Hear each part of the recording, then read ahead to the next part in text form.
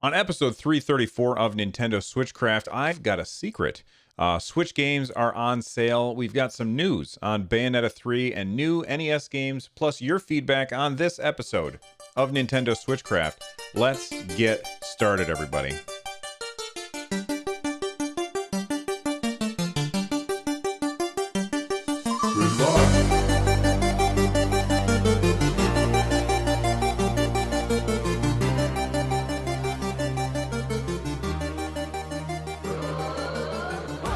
Welcome back to Nintendo Switchcraft. This show is brought to you live 3 times a week on Tuesdays and Thursdays at 3 p.m. U.S. Eastern and on Saturday at whatever time I can get to it. Tune in live over at twitch.tv/runjumpstomp. This episode of Switchcraft is brought to you by Hyrulean Julian. Get Switchcraft and my other content ad-free for as little as $1 by joining the Patreon over at patreon.com/runjumpstomp. I'll see you over there. Words can't describe the endless challenge of Super Mario World, so we let the players do the talking.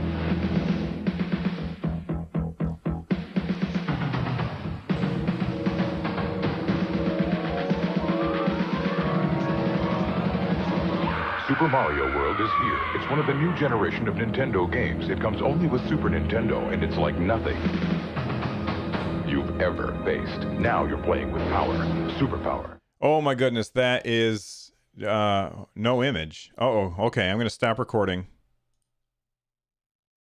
Delete all. Can't see me?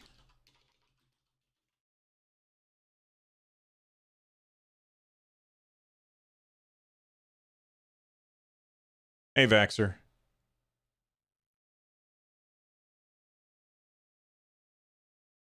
Can you guys see me? Black screen. Vaxxer, can you see me? Or is it Batchild? Oh my god, my back. Vaxxer can see me. Okay, good. Batchild, refresh or try a different browser. I screwed that beginning of that up anyway, so it doesn't hurt to start over. Let's try it again.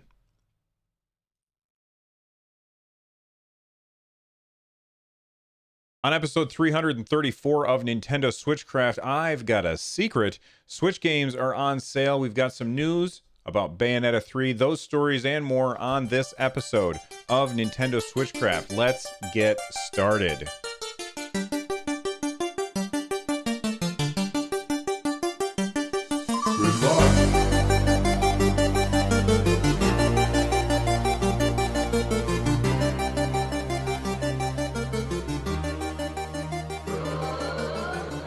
Nintendo Switchcraft is brought to you live 3 times a week on Tuesdays and Thursdays at 3 p.m. U.S. Eastern and on Saturday at whenever time I can get to it. Tune in live by heading on over to twitch.tv/runjumpstomp. This episode of Switchcraft is brought to you by Hyrulean Julian. If you want to get Switchcraft and my other content ad-free for as little as $1, join the Patreon over at patreon.com/runjumpstomp. Good times. All right, I said that I had a secret, and I do, but I can't tell you about the secret until tomorrow. Tomorrow, I am interviewing the, I think her name is Ashley. Ashley, who works over at SMG. They are the developers who brought out a very cool game that I did a first look of on my YouTube channel called Death Squared. It's this very, very interesting game where you are these little cubes, and you have to move the little cubes to solve puzzles. But as you move the cubes around, it affects the other cubes. So you're playing as a multiplayer kind of thing, and you have to work together to solve the puzzle. But like maybe one cube will move over a trap door, and it will get sprung by one of the other cubes for moving. So you have to overcome the traps and tricks in the puzzle in order to solve it as a team, which is kind of cool. So when they sent me a tweet, or not a tweet, they sent me a DM on Twitter, and they said, we've got a project that we want to talk about. And I said, well, that's awesome. How about I interview you for your secret project? And they said, that sounds great. So tomorrow, I'm going to be interviewing Ashley from SMG to talk about their secret project, which right now, being completely honest, I don't know anything about it. So we will find out more information tomorrow. I won't be broadcasting the interview live. I'm going to make sure that it's that they're going to let me know when it's what time I can post the interview, or if I have to wait a couple days to post it. And as soon as I know, you guys will know. So it'll be like a bonus little extra episode of Nintendo Switchcraft that you'll end up with sometime in the next 7 or 8 days, I think. That being said, let's take a look at Amazon. That was an appropriate sound effect because the little coins, that's what you're going to be saving if you head on over to Amazon right now. And before we get any further, I try not to do this very often, but if you guys go to runjumpstomp.com/thankyou, that's runjumpstomp.com/thankyou, you're going to see this website. And if you're listening to the show, just go there and you'll know what I'm talking about. But you'll see my website, and if you scroll down, there's a button for Amazon, and there's a thing here that says click this link and buy the stuff you normally would. Well, what stuff might you normally buy? Well, you might normally buy things like Super Smash Bros. Ultimate for $49, or Yoshi's Crafted World for $49, or Super Mario Bros. U Deluxe for $49. It looks like we've got a bunch of Nintendo Switch games that are currently on sale. So the ones that I'm seeing right here, Super Smash Bros. Ultimate, Yoshi's Crafted World, Super Mario Brothers U Deluxe, which I'm going to talk about that later on in the show a little bit, because I've got somebody who emailed me about it. Let's see, Just Dance is on sale. What else is on sale here? What does that mean? Super Dragon Ball? Oh, you can pre-order Super Dragon Ball for $49 right now. Mario Odyssey is on sale for like $4 off. Who cares? Crash Insane Trilogy is on sale for $10 off. What else is on sale here? We've got Hyrule Warriors Definitive Edition is on sale for $10 off. That game is really awesome, and if you don't have it, you should pick it up, and saving $10 on it is great. ARMS is on sale for $49. NBA 2K19 is on sale for $27. So there's lots and lots of stuff that's on sale over at Amazon. So if you are a fan of Nintendo stuff and you've been waiting for a sale, it's not like the best sale. You know, you're not saving lots of money on most of these, but you're saving a little. And, you know, that little bit can add up over time to equal a lot. Maybe eventually you'll be able to get a new game. So who knows? Which way to go? Good times. Bayonetta 3. Bayonetta 3, we've been waiting to hear something about Bayonetta 3 for a while now. It seems like it's been a very long time since we've heard anything about this game. They announced, I think it was at the Game Awards in December. They said, oh, and by the way, we're working on Bayonetta 3. And then they didn't say anything else. Or maybe I'm wrong about that. You know, maybe it was that we already knew that they were working on Bayonetta 3. Yeah, that's what it was. We knew that they were working on Bayonetta 3 because it was mentioned in a direct at some point. And then at the Game Awards, if I'm remembering this correctly, they focused on showing off a game called Astral Chain instead of Bayonetta 3. I might be mixing my events up, but it's not really important what order things happened in. What matters here is that we finally have some news about Bayonetta 3, and it's not like a release date or anything like that. We don't have a trailer for it, so it's not anything to get super excited about, but I did see it posted all over the place. So clearly people are excited for Bayonetta 3. Now myself, I've never played it. I never played Bayonetta 1. I never played Bayonetta 2. My only experience with Bayonetta is playing as her or against her in Super Smash Bros. Ultimate, as well as Super Smash Bros. For the Wii U and 3DS. I don't know anything about Bayonetta. I know and people are going to get mad at me when I say this. Please don't get upset. But it's a button masher kind of game. And for the most part, those games don't appeal to me. Now, that doesn't seem to make a lot of sense because I just told you that I really liked Hyrule Warriors. which is another button masher game. I know it's a Muso game, not a button masher. Whatever, it's a button masher game. And that kind of game normally doesn't appeal to me. Hyrule Warriors or the Warriors games, the Muso games, those seem to be the exception to the rule, if that makes sense. I really have had a lot of fun with both Fire Emblem Warriors and I know I've forgotten the other one. Oh yeah, Hyrule Warriors. And I'm very much looking forward to Persona Warriors, which is not what I think they called it Persona 5 S, and the S stands for Smash the Buttons. I can't remember what it stands for off the top of my head. I'm sure that I will get tweets of people telling me what it stands for, but that's beside the point. I kind of went down a rabbit hole with this whole button masher thing. Let's rein it back in, Bell, and see if we can focus for more than 3 seconds without seeing something shiny. Ooh, okay, let's get focused. So Bayonetta 3, we finally have some news. This comes to us from the videogameschronicle.com, and it says here that Platinum was talking to in an interview Mr. Atsushi Inaba. Sorry if I butcher the name. They were talking to someone in an interview, and they said that basically Platinum is undergoing a big change, both in the way that they conduct business and the way that they approach game design. As far as conducting business, I really don't care about that, so I'm not going to focus on that as much. But let's talk about what they said about how their approach to game design is changing.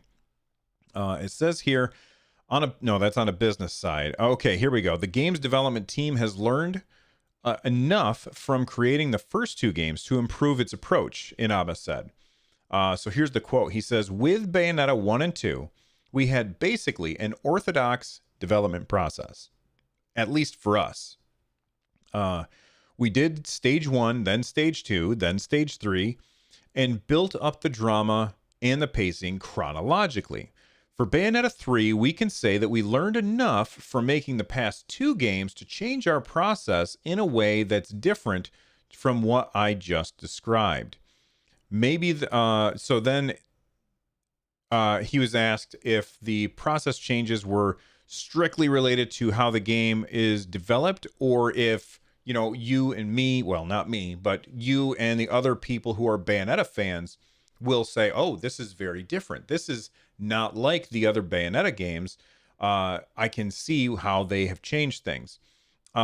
He said, what's his name again? I forgot. Scrolling. I can't find his name. Inaba. Okay, so Mr. Inaba said maybe the players will recognize this as well, and that is all the hints that you get. He also said that Platinum has a ton of different talented directors, and they're always vying for different projects. As I mentioned before, we make a lot of different games all at the same time, and so without a doubt, there's enough talent here to fill the jobs that Hashimoto-san represented, talking about what's going on with the fact that Mr. Hashimoto has left the company. So Mr. Inaba also did not say who is helming Bayonetta 3. That doesn't mean that there's trouble in the water. It doesn't mean, or the blood in the water. It just means that maybe there's co-leads, or maybe they're so early in the design process that they don't need somebody to be the chief design director yet. They're still getting ideas together. No matter what, it seems like that the new process that they're going through is something where, and this is just a guess based on what little pieces of information I can glean from this article, but what if he says that there's lots and lots of teams? Maybe they're having, instead of having one team work on segment 1, and then the next team, and then they have that team move on to segment 2, and then another, and then that same team work on segment 3. What if they're breaking it up so that they have different people working on different parts of the game? And I would say to that, there's a reason why that could be really cool. And there's a reason why that could be very, very bad for the game. Let's talk about why it could be cool first, because I like to be an optimistic guy. I like to always assume that things are going to work out. That's why I very rarely am I negative about stuff. I always try and be constructive and positive about things. So how could an idea like that, which he didn't even say that they're doing, how could that be cool? Well, one way that I think it could be very cool is if they do that, then basically it's like each level is a different game. I think I this is not a game that I've played, but the new Travis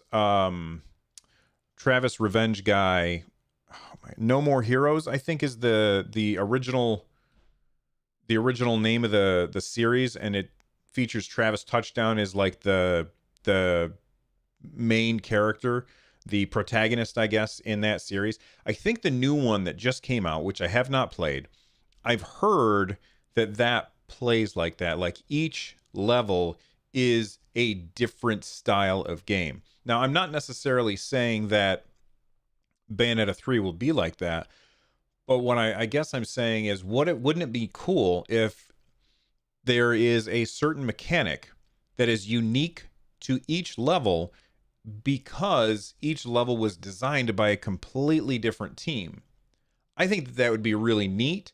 It very Mario-like, if that makes sense. If you go and play any of the 3D Mario games, they have a tendency for you to be taught a new mechanic at the beginning of a level, and then by the end of that level, you master that mechanic, and then the next level teaches you a new mechanic, and you do the whole thing all over again. I really like that style of gameplay, and if that's what it's like, then this might be the first Bayonetta game that I try.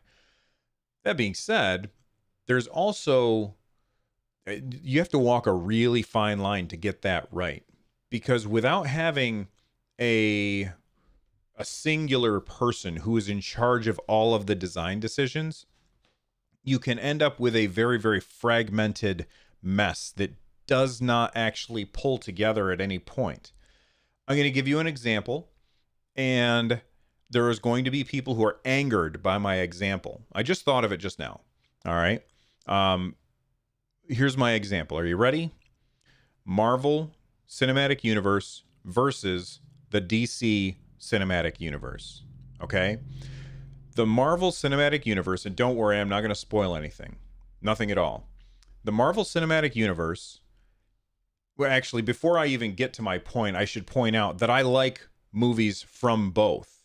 And I don't think that there's any that I've really disliked from either, except my wife and I tried watching Aquaman and we got bored and stopped watching it. We've had plenty of people tell me that the beginning is not great and that it gets much better, so we have to go back to that. That being said, I like the Justice League movie. I thought it was fine. It wasn't awesome. It wasn't amazing. It didn't blow my socks off, but I enjoyed it. So when I say Marvel Cinematic Universe versus the DC Cinematic Universe, just don't be mad. All right? We can disagree on stuff. So the Marvel Cinematic Universe has one person who is in charge of it, and that one person is Kevin Feige. All right, he's the guy who works at Disney. He always wears a baseball cap, even with a suit, and he is the guy who decides what is going to be happening, basically. Now, is that really true, or is he just the figurehead that we all see? Maybe there's a team of people that make those decisions. I don't know. I think that that's a really good model. The other model is the one that DC uses, where basically they say, we're going to give each director of each movie their own creative freedom to do what they want with that movie. Now, there's something to be said for that, because now the directors don't have their hands shackled by lore that they have to worry about. But that also means that when you go from one movie to the next, sometimes things just don't mesh together. And that has always kind of bothered me about the DC Cinematic Universe. Now, I can sit down and watch Justice League or the new Joker movie that's coming out. I can watch those and enjoy my popcorn and laugh at the funny moments and be upset by the intense things that happen, or be amazed when hero X does thing Y in the DC movies, just as much as I can in the Marvel movies. But I think that especially with, and this is especially true with the culmination of the I think they called it the Infinity Saga, where the 22 movies that came before all kind of get summed up and explained in one movie. Like, that's not something that happens in the DC universe, because they let each director do their own thing. And if we're looking at Bayonetta 1 and 2 as, they sit there and they build the levels sequentially and they work together to figure out exactly how it's going to work. And then with Bayonetta 3, they kind of say, okay, we've got all these different teams. All these different teams are going to do their own thing, and we're going to just take them and put them together at the end. That could be bad, but it could be awesome.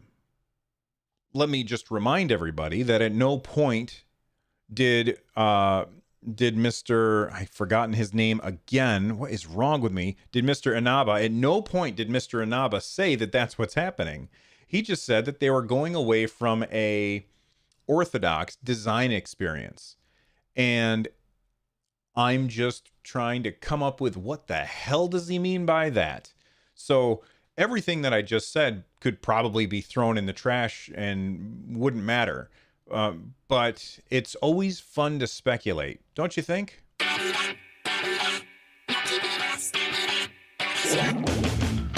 Okay, speaking of movies. Oh my gosh, speaking of movies. I wasn't going to talk about this on this show. I was going to talk about this on Run, Jump, Stomp, which is my general gaming show, which if you haven't subscribed yet, you should subscribe. Check it out. Head on over to just runjumpstomp.com/shows is how you can get to that show. All right, go subscribe right now. It would be a huge help if all you did was subscribe to it in your podcasting listening device of choice.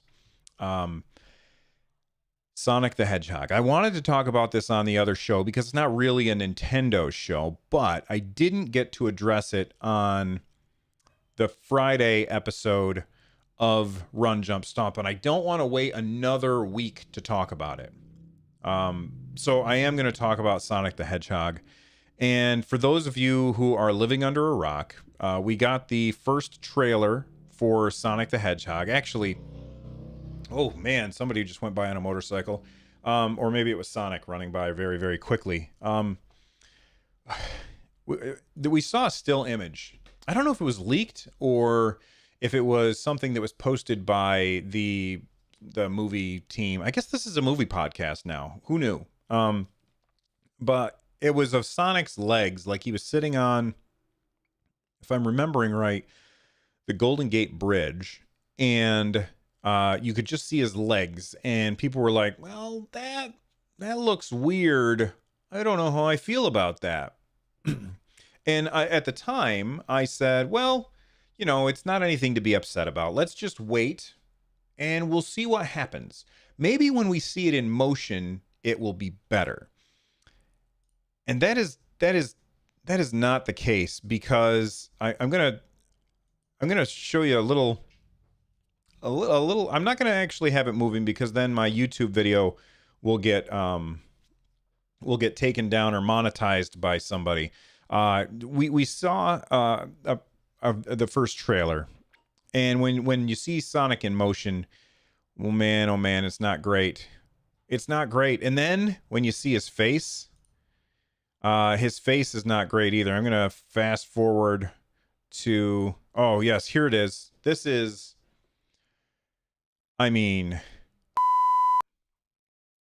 bad.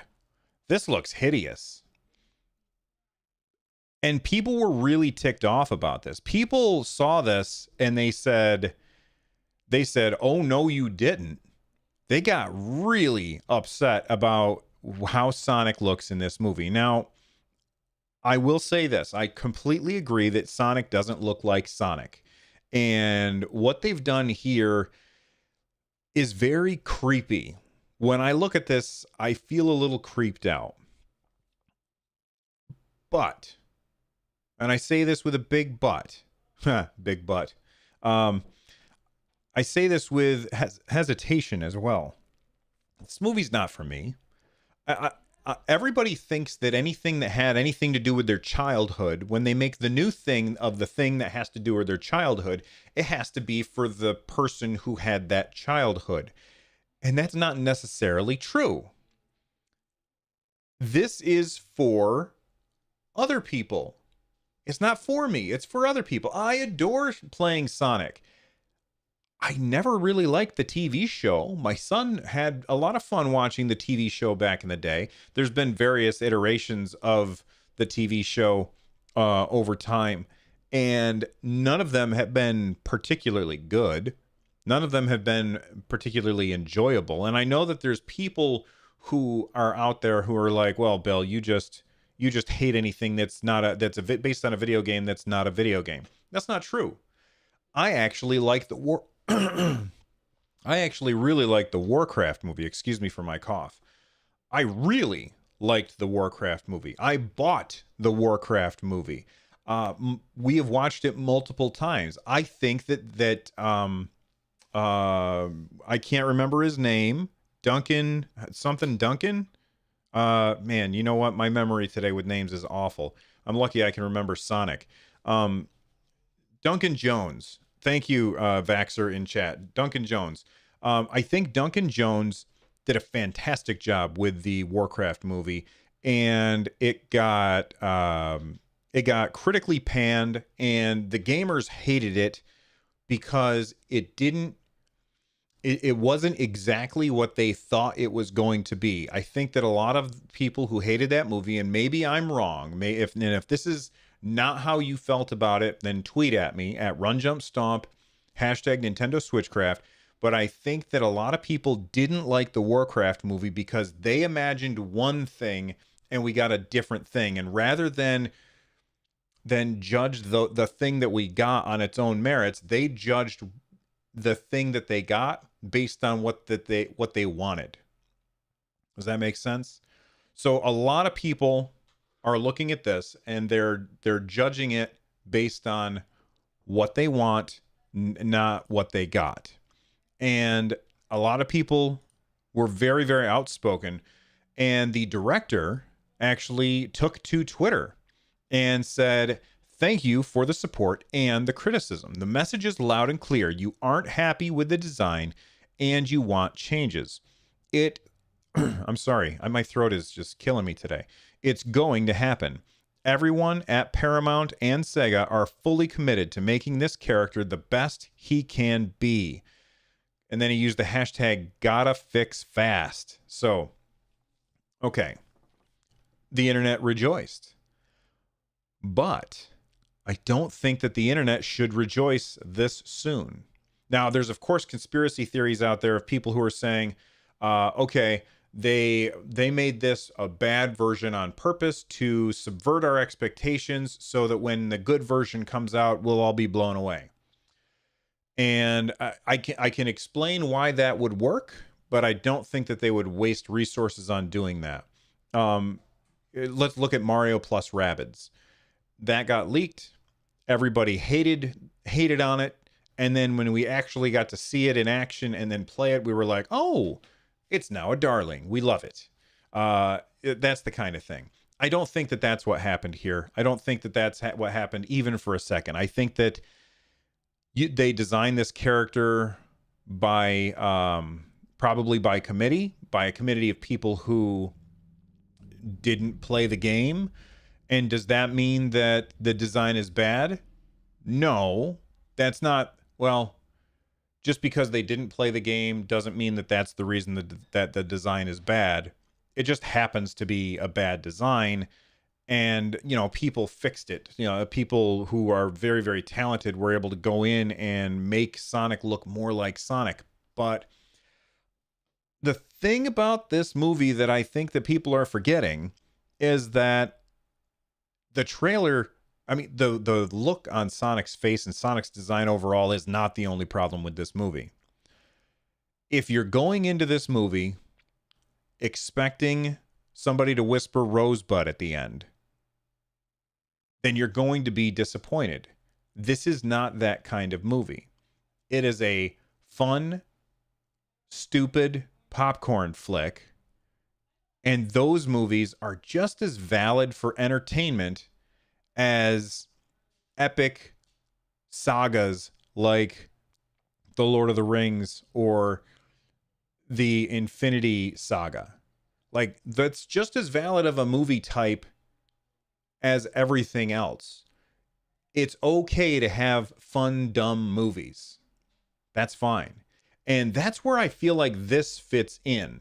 This fits into Jim Carrey in the 90s. And by the way, if you didn't know, Jim Carrey plays Dr. Robotnik in it, where he wants to take down, I'm trying to find a picture of him. Here we go. He's trying to take down Sonic the Hedgehog. And he looks nothing like Dr. Robotnik, so people were automatically a little bit tilted there. But then at the very end of the trailer, we see that he looks a lot more like Dr. Robotnik. And, there's people who are saying, well, maybe this is at the end of the movie when they're trying to go for the sequel or to set up the sequel. I don't know. All I know is that this movie seems more like a 90s Jim Carrey movie than anything else.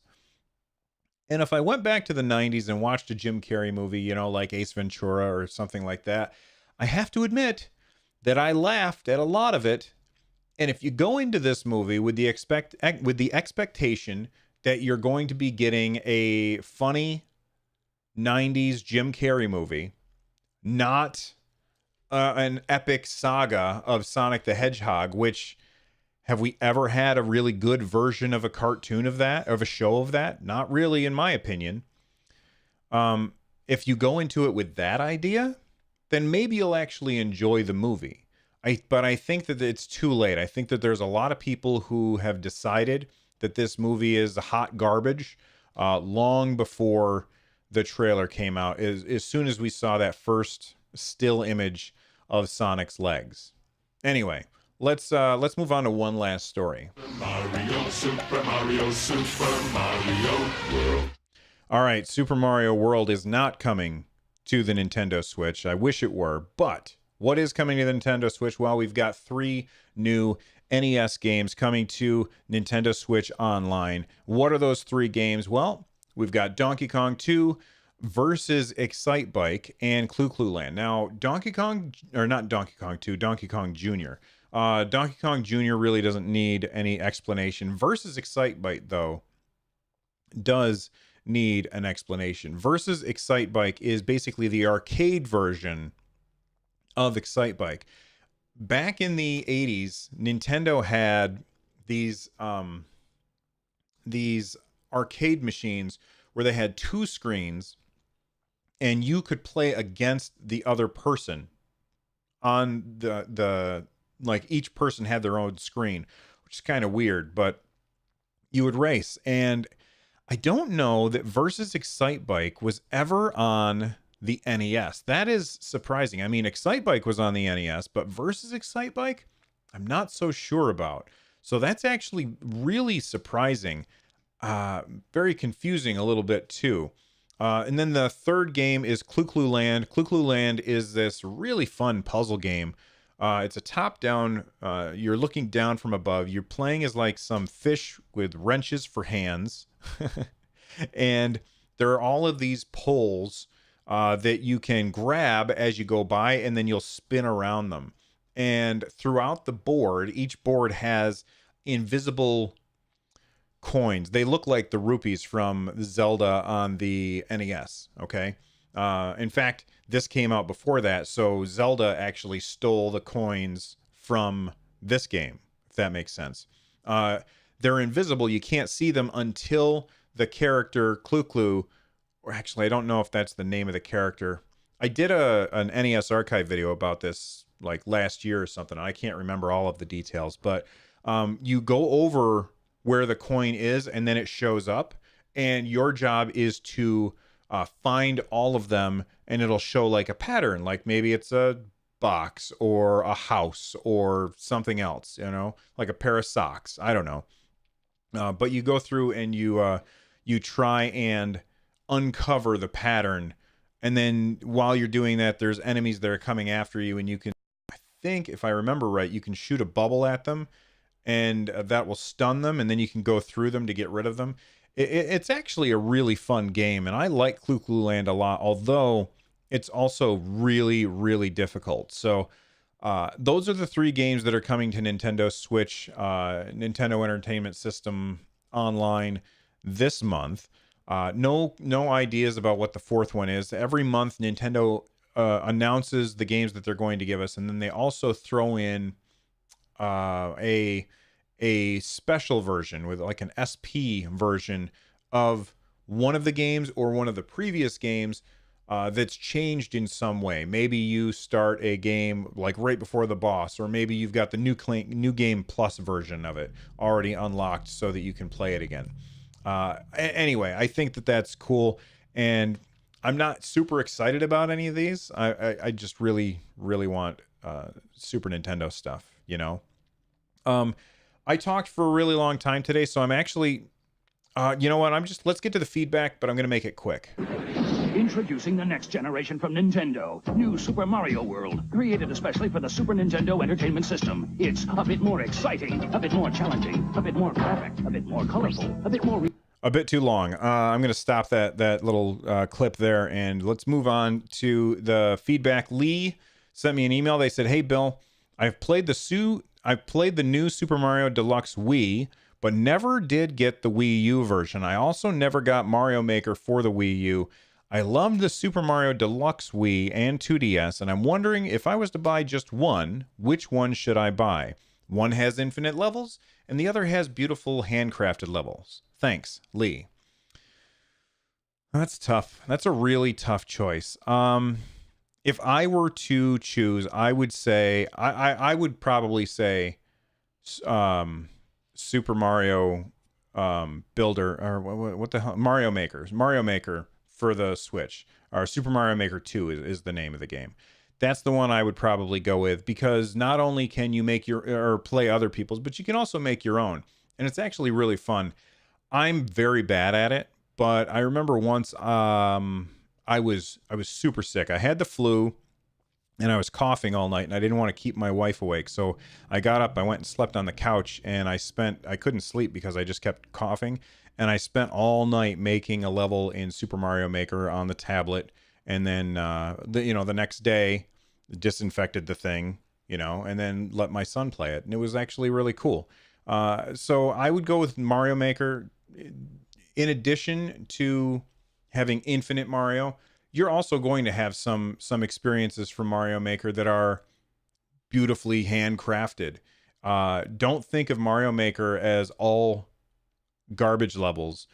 Yes, Nintendo has some really amazing designers, but that's really hard to top the collective ability of millions of people playing a game. And I think you'll have a lot more fun and a lot more gameplay with Mario Maker than you will with Super Mario Deluxe for the Switch, if that makes sense. All right, I'm gonna take the other feedback, and I'm gonna drop it out of today's episode just because I went long talking about Sonic. So let's wrap things up. Which way? Oh my God, this one again? Good times. I gotta get my randomizer fixed. It's playing the same stuff all the time. Okay, listen, if you want to become part of the community, head on over to our Discord channel over at runjumpstomp.com/Discord. You can also watch the live show at twitch.tv/runjumpstomp. You can get a hold of me using at runjumpstomp on Twitter. Use the hashtag Nintendo Switchcraft so that I know which show it goes with. If you're looking for ways to support the show, stop by runjumpstomp.com/thank you. And if you want more content like this, go to runjumpstomp.com/shows. The music you are hearing right now is Corneria Star Fox Remix by Noteblock. Check out their stuff by following the link in the show notes. I'll see you guys next time. Bye-bye.